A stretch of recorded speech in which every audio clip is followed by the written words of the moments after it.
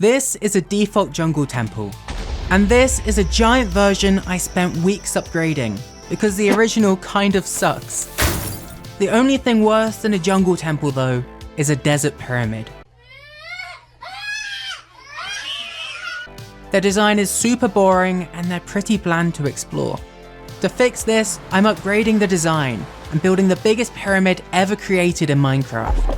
This giant build will be over 380 blocks tall and 75 million blocks in size. It will include loads of interior to explore, with traps, dungeons, and lots of loot to find. Before I begin, I post huge builds like this every single week, so please consider subscribing so you don't miss the next video. If you enjoy the video, please leave a like and a comment as it really helps grow the channel. And if you don't enjoy the video, please subscribe so that I know you didn't like it. Anyway, let's begin. There are going to be two main steps to building this. First, we're going to need to make the exterior, and then we're going to need to spend ages making the interior. To start the exterior, I copied a thin piece of terrain right above the void, so that we'd have the full height limit to work with, starting from -64 and going all the way up to the new height limit of 320. This means we can make the build absolutely huge.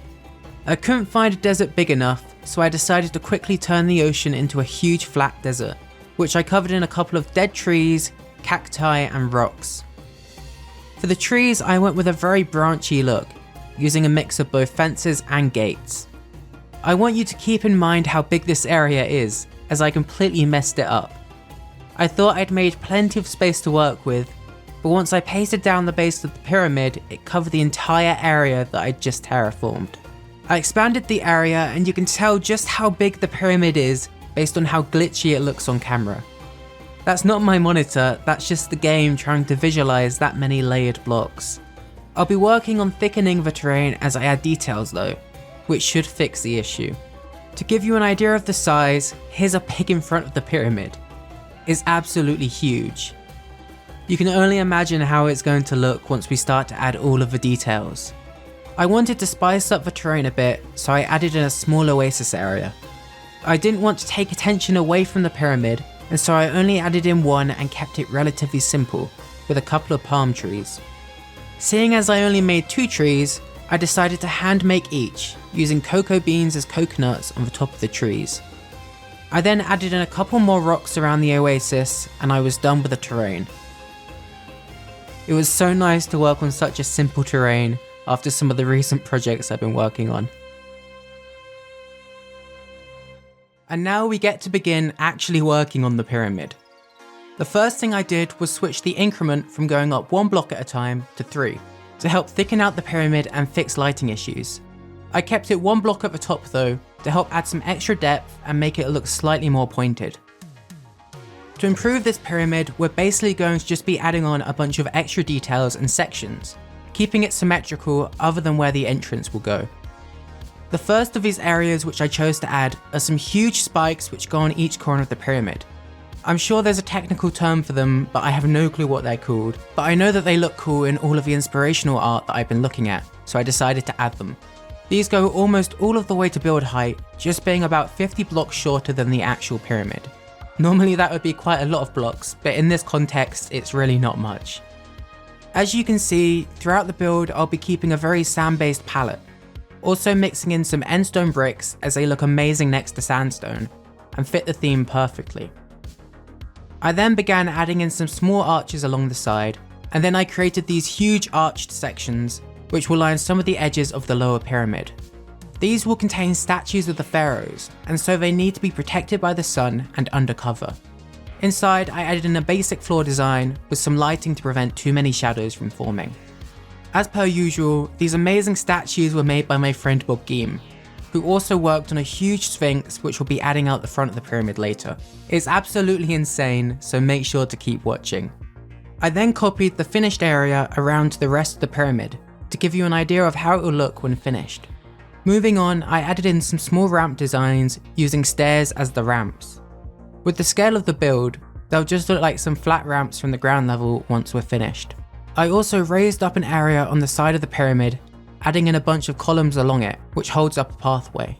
As you can tell, we're basically just working from the bottom of the pyramid to the top, adding whatever looks good. I then once again copied the design around the entire pyramid. At this point, it was really starting to take shape. To make the pyramid look more stable, I built a couple of supports along the bottom wall, which would help to prevent it from collapsing during a storm, and just help to break up the shape a bit more.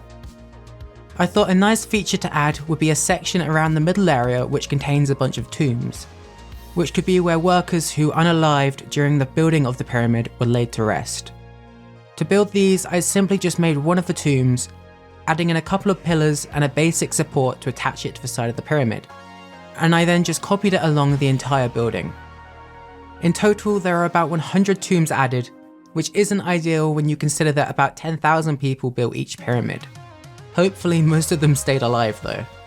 Unrelated, but talking about 10,000, thank you all so much for the support lately. We're set to reach 10,000 subscribers today or tomorrow, and it genuinely means the world to me, so thank you all so much. It's insane to think that people actually sit down and watch these videos that I make. I really do appreciate it. Thank you. Back to the build, I made some more big progress on the pyramid, adding in once again more ramps and a second raised area. On this area, I decided to add in a couple more of the statues, as they look so cool and as the lower ones are pretty much hidden. So I wanted to make the most of them, adding in some more which are more easily visible. Because they're less protected though, these statues would need more upkeep by the citizens. I then created a larger part sticking out, which would soon become the main tomb. This is where the most important people would be laid to rest, other than the most important pharaoh of course, as they'd be inside the actual pyramid. I created some more arch designs and a section of cover to protect the tomb, before moving on and making the actual grand tomb itself, which is much larger than the smaller ones below. Seeing as we're getting close to the top, I decided to just go all of the way to the top and work my way down from here on. I turned the top area to gold blocks, which the player could loot if they wanted to, but I'm not sure the gold is worth the really long walk to the top of the pyramid. It takes around 5 minutes to walk from the bottom of the pyramid to the top due to the size. To finish the pyramid, I added in some super long ramps which go down the majority of the pyramid, connecting everything together. It helps to break up the shape without adding too much that you can't recognize the original pyramid shape. And that was it for the main exterior, other than the entrance of course, which we'll be working on right now.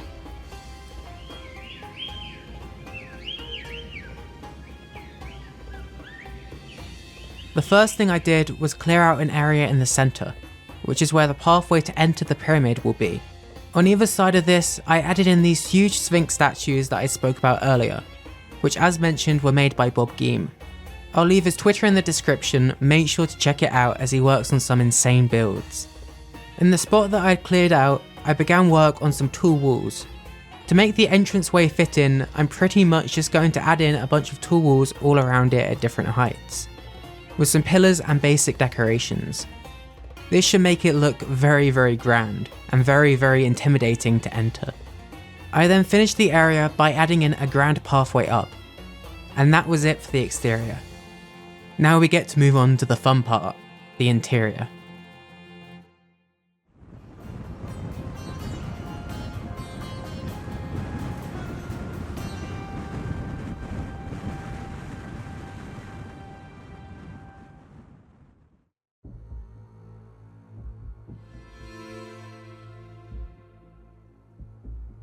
For the entrance of the pyramid, I created a long hallway, which seemingly leads to a dead end. I really wanted it to feel like you're not meant to be exploring the pyramid, and so I hid a crack in the side of the wall which you can venture into to continue exploring. This would lead to a much smaller, more claustrophobic hallway, which includes a hidden tripwire trap. If you set this off, it will fire lots of arrows and spawn some mobs, but also might drop some useful items like golden apples. I even managed to somehow do the redstone to make this work, which isn't like me at all.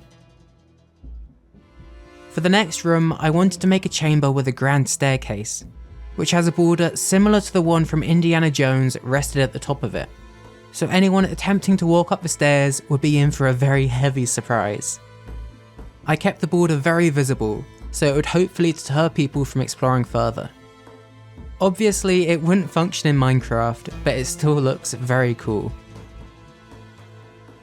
The next chamber I added is probably the most scary one of all. A huge maze. I was feeling evil when I made it, so I added in one pathway which leads you in the wrong direction and takes about 5 minutes to walk up before realizing you've gone the wrong way and have to go back. I lit the entire thing up atmospherically and added in a few smaller parts to work as reference points, like some mob spawners, a lava area, and a very generous button that gives out free diamonds. If you want to explore this for yourself and get free diamonds, I'll be posting the world download for anyone to try if this video manages to reach 500 likes. Moving on deeper into the pyramid, I added in a dungeon area as I felt it was necessary to have mobs in the tomb. I included a lot of mobs to fight in the dungeon, including some phantoms which have their spawners far above the player, so you'd have to bridge up to destroy them or put up with the waves of phantoms constantly flying down. There's some ores to mine in the room and some netherite armor to reward the player for getting so far. To get to the next room though, you need to parkour up, which might be difficult with all of the phantoms and skeletons attacking you. The next chamber is the penultimate one, being a large burial site. To progress further, you need to find the key and drop it into the hopper to open up the sand door. This key is hidden in a cave under one of the graves, which have conveniently been opened up. In this cave you'll find some parkours and other decorations. I'll leave you to explore that for yourself once I post the world download. Finally, if you're able to get this far into the pyramid, you'll enter the main tomb. This is the largest area of all, with huge walls that tower upwards. In the middle you'll find the classic desert pyramid floor design with orange and blue terracotta. Mining down from here will give you a lot of loot, alike to the default pyramid, as long as you don't set off the pressure plate armoured with loads of TNT.